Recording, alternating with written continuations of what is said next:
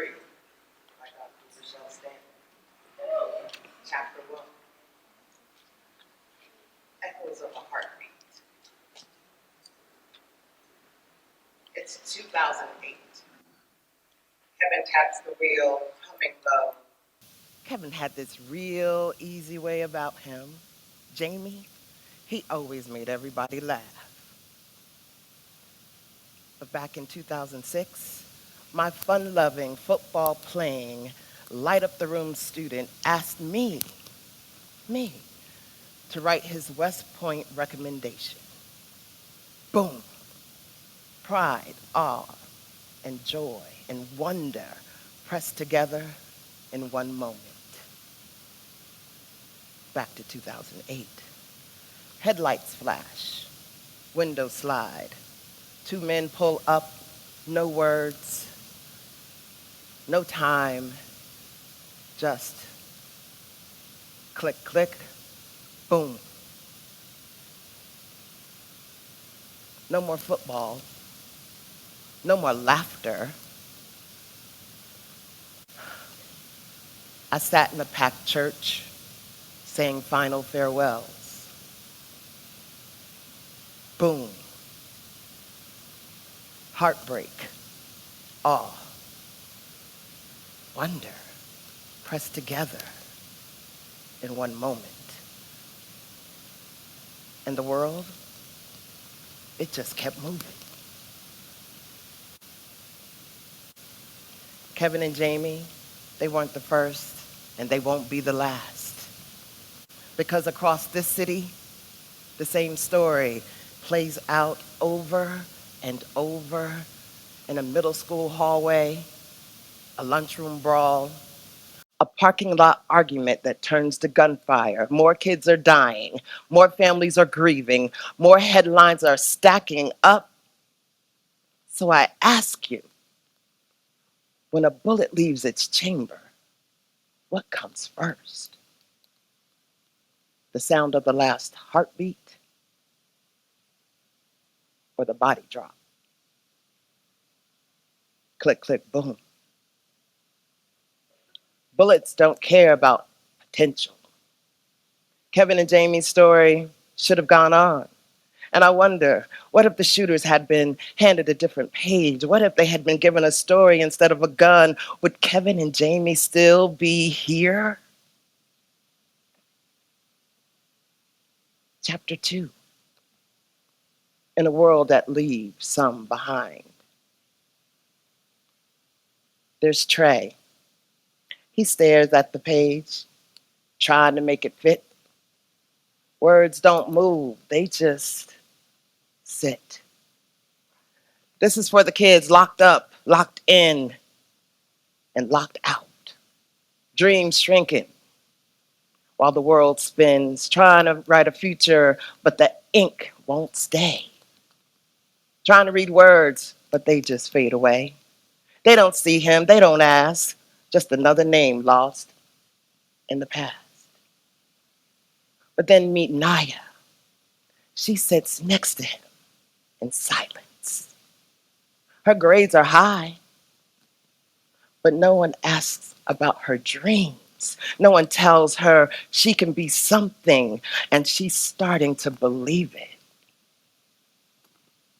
Some kids get tutors. Some get time. Some get second chances. Others erase lifelines. Some kids get shot. Some get sentenced. Same system, same story. Now the numbers are stacking up in 2024 alone. Youth homicides in our city, it's up 50%. Kids strapped with guns instead of homework.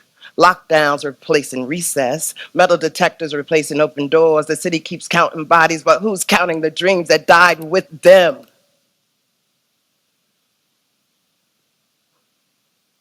But some kids, they get guidance counselors.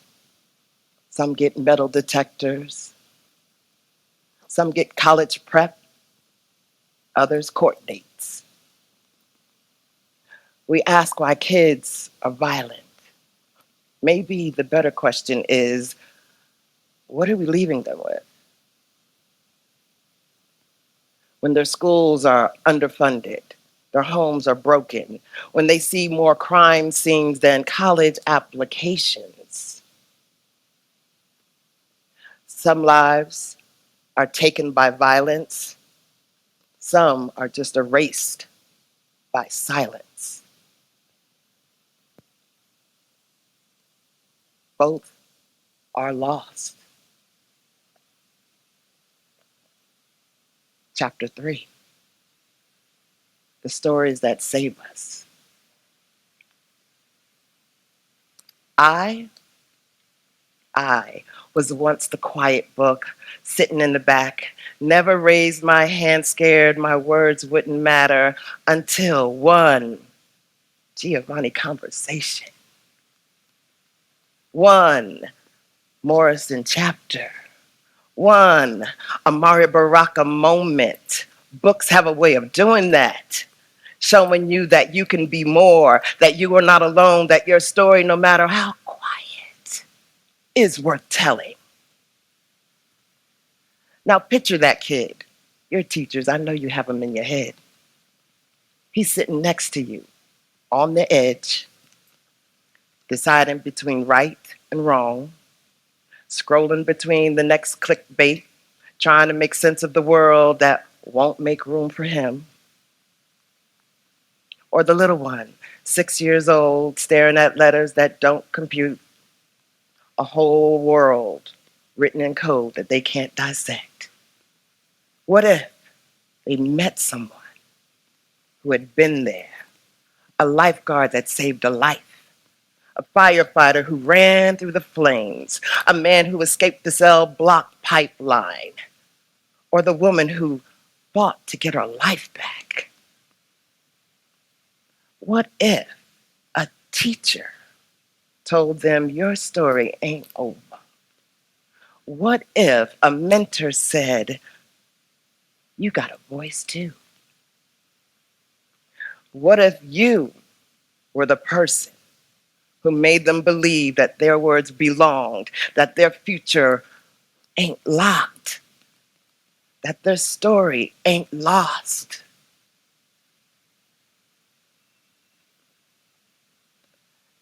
Chapter 4, the human library where stories live. Imagine, as I often do, if Kevin and Jamie's killers had checked out a different book, one that taught them about life instead of taking it. What if stories weren't just words on a page? What if you could sit across from a living book, feel its heartbeat, listen to it breathe?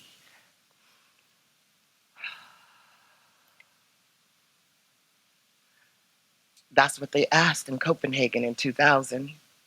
A group of open minds said, what if people could be books?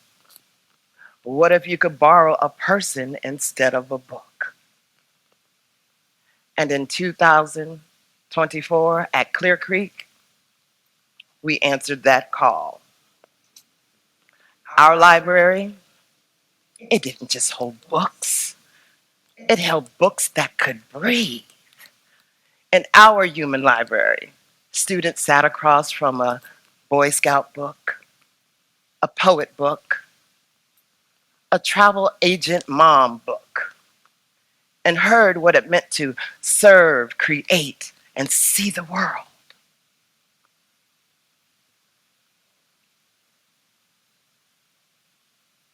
A lifeguard book shared what it meant to fight through the waves. A third grader who felt invisible heard an alum say, I see you. A burned out teacher heard a student whisper, you saved me. Walls were broken, minds open.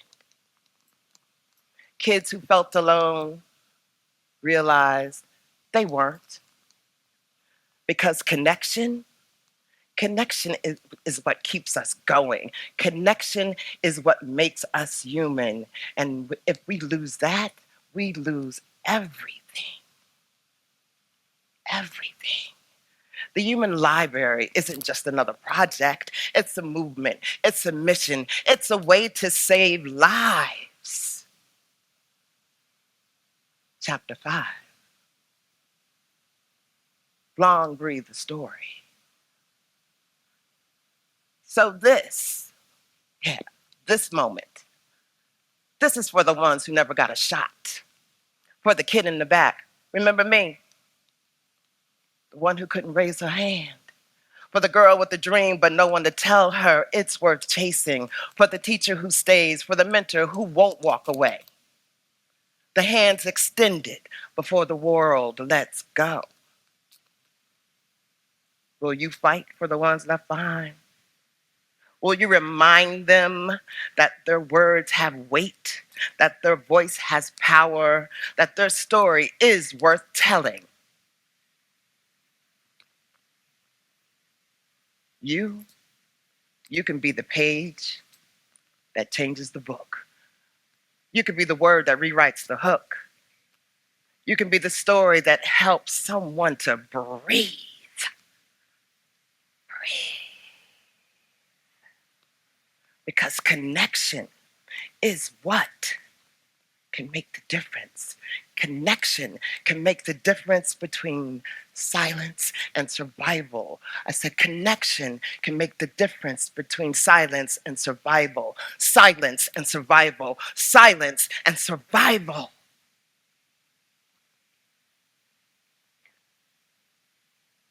Between the name that's breathing and a name erased. Turn the page. Don't call it an end. One voice, one choice. That's all it takes to begin. That's all it takes to begin. Click, click, boom. A bullet is fast, but a story will last.